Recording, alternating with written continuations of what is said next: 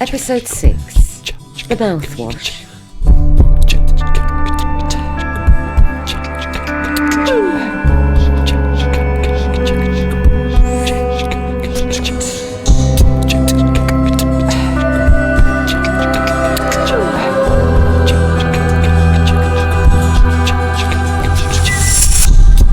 Sandy leaves the White Room where she has just been interviewed by Miss Tony Driddle, head of Space Corps Committee, following a disturbance at the offices. She returns to meet the rest of the crew to give them the news about their new postings. Capitan, how did it go in there? Well, we're okay for now, but we gotta get out of here. There's closed-circuit cameras everywhere. Come with me to the spaceboat. We have to collect our stuff and I'll tell you about it along the way. Come on, Joe. Joe? What's up with Joe, Greg? Yes, Joe found a mini bar while you were in there. Oh, dear. Well, we'll have to drag him to the spaceboat. Come on. Oh, can we grab a kebab on the way? You in your bloody belly again? Come on, let's go. So what is the next mission then, Capitan, and what about the mouthwash? Well, there's where the problems start, really. We've been given new postings, and they're not all together. Joe, are you with us now? Yeah, I'm okay, Captain. I was a bit warm in there. I'm okay now. So, what's my new job then? Chief engineer on a mothership, perhaps? Not quite. Oh, how am I going to break this? Let's just say you're going to be your own boss in your new posting. Well, that sounds promising. So, what is it then? Moon sweeping. Oh, It's an important job, Joe. Have you seen the state of it up there? It needs a good sweep. What's my new job then, Capitan? Moon gravel collection. But at least you'll get to see Joe frequently. And like you said, it's an important job. So what are you doing then? Moonstone polishing? Not exactly. They got me down as a speech therapist and a fishmonger's in Dorset. But I got a cunning plan. So you've got no idea what to do next then? Oh, you're so quick to judge. Okay, I take it back. So what's the plan then? Well, it's no come together just yet. I was right, wasn't I? You don't have a clue. I'm sure I'll think of something by the time we get there. so no chance of a kebab then? Oh well. I'm sure there's some cornflakes left in the bag. Here we are then. Amber, can you open the door, please? Opening doors, Captain. Welcome back, Captain. So where are we off to today, then? It's the end of the line, I'm afraid, Amber. We've all been given new jobs. In fact, I feel a little emotional. Oh, one last cornflake pasty, Sandy. Oh, I think that'd be nice, Joe. Thank you. Really? No, put a hold on that a minute. Joe, start the engines and take us up. Aha! I smell an idea evolving. Oh, sorry about that. Those minibar drinks are very gassy. The mouthwash. I don't think so. I think it was a dodgy stout. No, we still have to distribute the mouthwash to save the planet. But how are we going to do that? Sell it on eBay, perhaps? I was thinking more of using the time machine and distributing it to a toothpaste company that's just starting out. That way, when we come back into our present time, life will have changed for us and for the better. We'll be healthy and wealthy beyond our dreams, and definitely no moon-sweeping duties for us. I don't think so, Greg. If we do that, we may change not just our past, but everyone else's, and I wouldn't want to be responsible for that. Plus, if we go back and change time so that people are living a healthier life due to them having the mouthwash, then Joe may have been born normal. We may not have met, and then not been on this quest, and then not got the mouthwash, and buggered it right up. Put it that way, Captain, then we best think of something and quick. There's an incoming message from the Commander. Oh dear, what are we going to do now? We could always tip it down the sink, I suppose. What are you talking about, Joe? Well, the mouthwash, Captain. If the spaceboat isn't returned immediately, there will be a fleet of boss sent to apprehend you and the bug. Oh dear. Should we turn around, Capitan? No, we still have the matter of the mouthwash to attend to. Yeah, that was it. We should throw it down the sink. Why would we want to do that, Jaws? That's a silly idea. Not so fast, Greg. Joe, that's a fantastic idea. Are you thinking what I'm thinking? Are you wondering if we could make a flam with cornflakes, perhaps? Certainly not. Ugh! That sounds horrible. Greg, what are you thinking? Well, it could possibly work with a little coriander, perhaps. No! About the mouthwash! Alright, I'm with you now. I'm a little worried about this fleet that's coming after us, Capitan. Right, let's sort this. Everyone to the time door. Hey, where's the time machine? Don't look at me, I haven't lost it, have I? Amber, what's happened to the time door? Ah, yes, it was removed when they inspected craft. Sorry about that. Excuse me, can I butt in, please? Go ahead, Rose. The time door hasn't been taken by the inspection team. It doesn't matter who's taken it was, he's gone. If I could continue... Ooh! Still not funny. Like I was saying, I had to remove the time machine so as the inspection team wouldn't take it. I've updated the software to create an invert to the time door, which basically means the inside is outside and vice versa. Ted is inside the time door and operating it. The whole time door is floating around in space, wherever Ted has taken it. He has a comm-nav with him, so all we have to do is give him a call and he'll bring it back. So, are we trusting our time-travelling machine with a teddy bear? Well, I can't think who I'd trust more. Charming. Okay, Rose, patch me through to Ted, please. You through, Captain? Ted, where are you? And can you bring the time door back, please? Oh, hello there. Yes, I seem to be in a festival tent again. Why did you go back there, Ted? Well, where else was I going to go?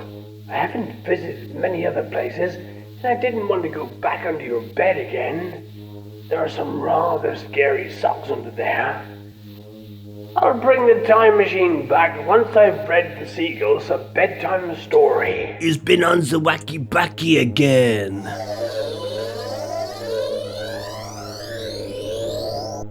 Well, that was a quick story. It would seem so, yes. They flew away as soon as I got the book out. Obviously, they're not into any blight. Can we get on, please? We need to project ourselves ahead to escape the fleet of ships following us. Sure thing, Capitan. But how is Ted talking now he's on his own? Ah, yes. I had to fit a mobile probe into Ted for his own independence. Rather uncomfortable it is, too. It's making setting virtually impossible. Amber, we now need to shoot forward 2 days in time, so put the kettle on. Okay, Captain. Rose, put the kettle on. It's already boiled, tea's laid. Joel loads the steam into the time door and fires it in front of the space boat.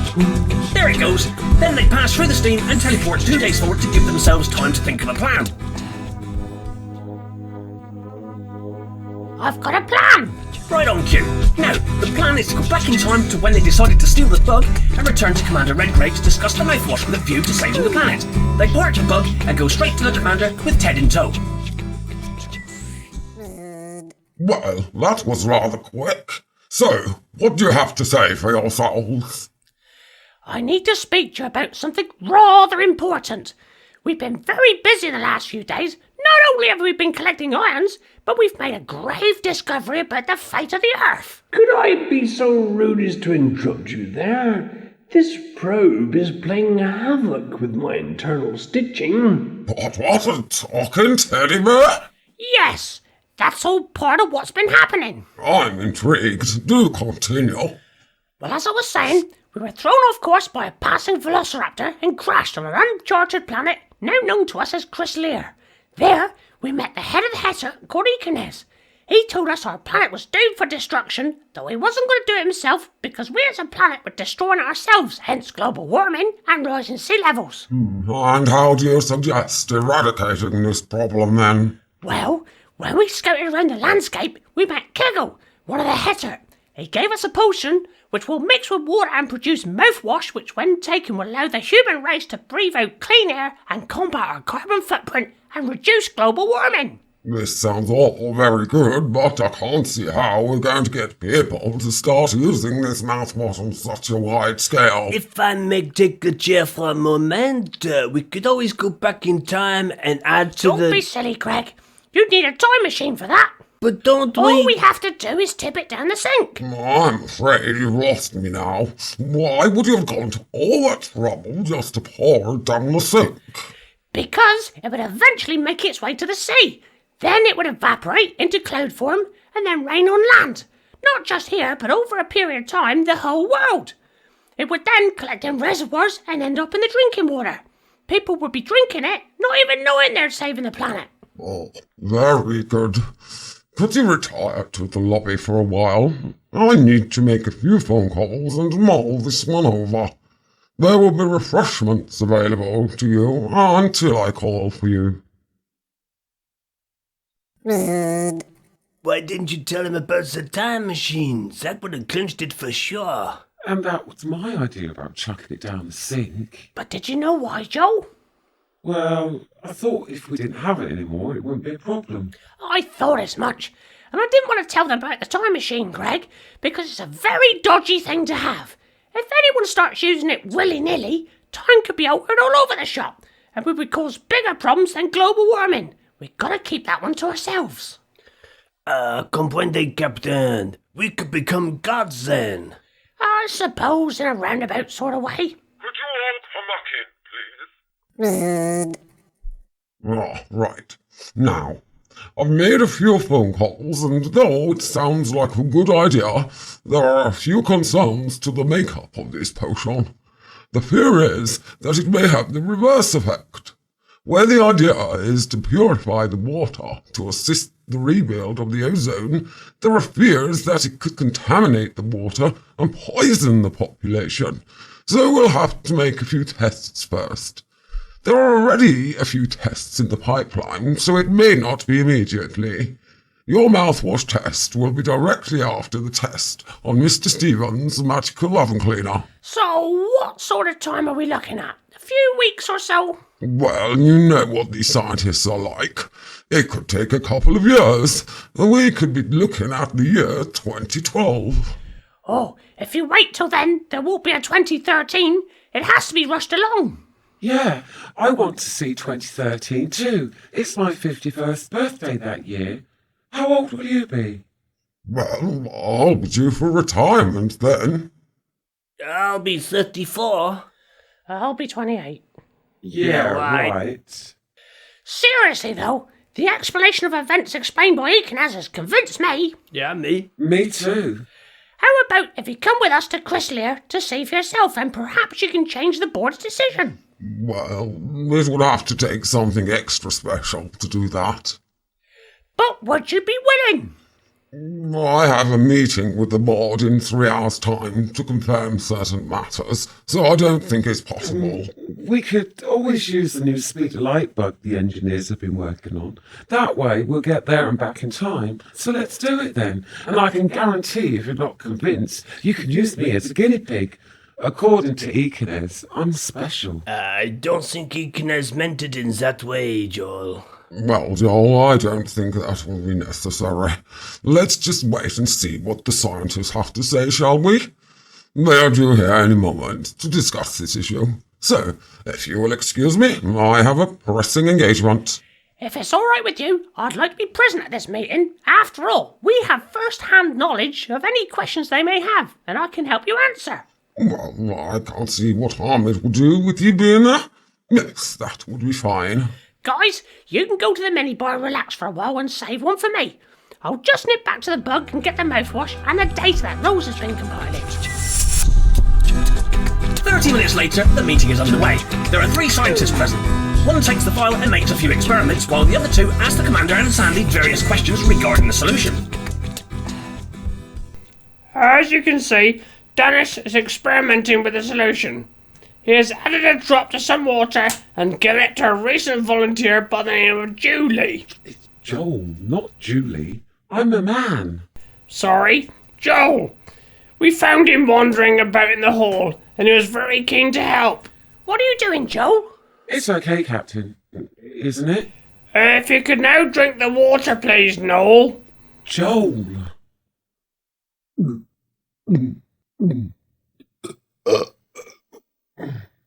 Now what? How do you feel?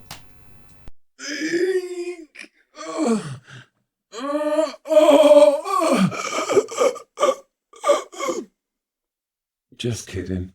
I'm great, thank you. No side effects then? No muscular pains at all? Dizziness, perhaps? No. Fit as a violin. Look, I can jump in a healthy manner, even a few star jumps. Oh. What's just happened, Dennis? Joel has just knocked the vial and smashed it into the sink. All the contents have poured down the plug hole. Oh, darn it. What has just happened never happened, if you get my drift. You're all sworn to secrecy. If this gets out, there could be wide-scale panic on our hands. Meanwhile, you must get back to your duties, and not a word to anyone. 3 months later, Joel is plodding along with his headphones on listening to a new group called RT2 when a space truck lands in front of him and Greg jumps out. Got any moon gravel for me then, Joel? Oh, hi, Greg. Yeah, Ted's got it all piled up over there for you. Good afternoon, Greg. What a pleasant surprise. The gravel is ready for you. Greg, can you hear me? Oh, it seems as if your space truck is calling you. Probably the gravel pit station wanting to know where I am. Greg, can you hear me? Sandy, is that you? Hello, Greg. Nice to hear you again. I've got some good news. When will you be seeing Joel again? Well, he's with me now. What's up? Can you and Joel come to Earth and meet me on the beach in Weymouth now, please? Well, I don't know if that's... Oh, let's go, Greg. What are we waiting for? I'm bored, stupid. Well, what the hell? Jump aboard, Joe. Let's do this then. Oh, hi, Joe. Amber, is Rose there too? Certainly am. Wow. Come on, Ted. Once we get to Sandy, we'll have the old team back together again. How long will it take to get to Weymouth? No time at all with this little beauty. Whoa, you got the time door too. All functional and ready to go. Not bad, eh? Rose, can you shoot us forward to Weymouth Beach, please? Give me 3 seconds to configure. Here we are. So where is she then? I can't see her anywhere. Look, she's there. Look. Sandy! Joel? Greg? Sandy? Joel? Sandy! Joel? Sandy! Yes, this is getting silly now, just like the old days. Oh, hi, Captain. So what's up? Why did you call us here? It's so good to see you again. Hang on a moment. Amber, can you turn the music off now, please?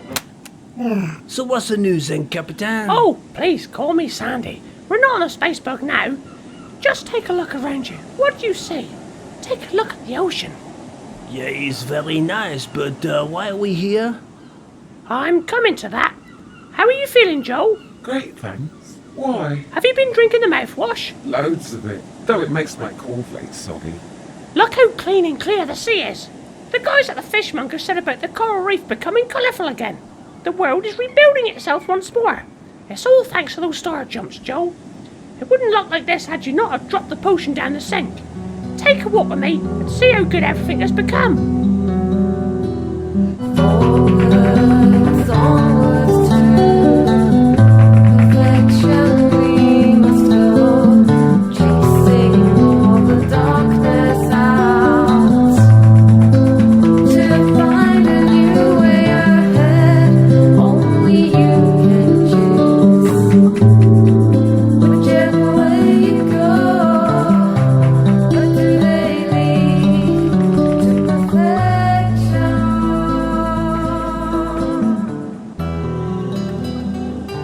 Well, this is magnifique. The whole world is looking great again. And it's all down to me. Yes, quite. Well done, Joe. Could we nip back to the old derelict railway bridge like the good old days, Captain? I know where there's a couple of bottles of absinthe. What a pleasant idea. Okay, let's go then.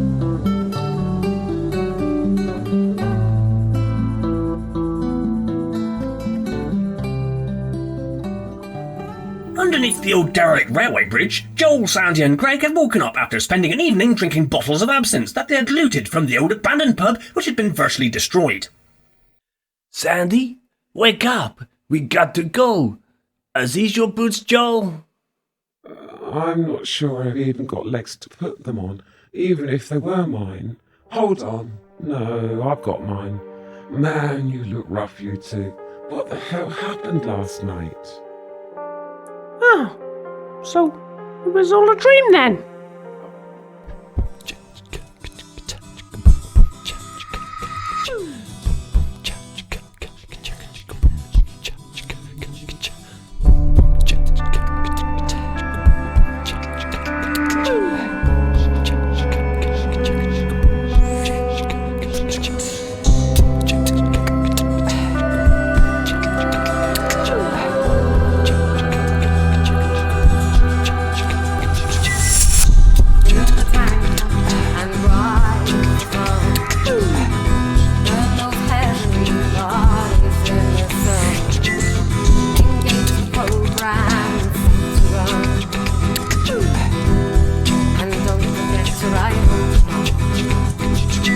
Cast so far narrated by Gary Craig.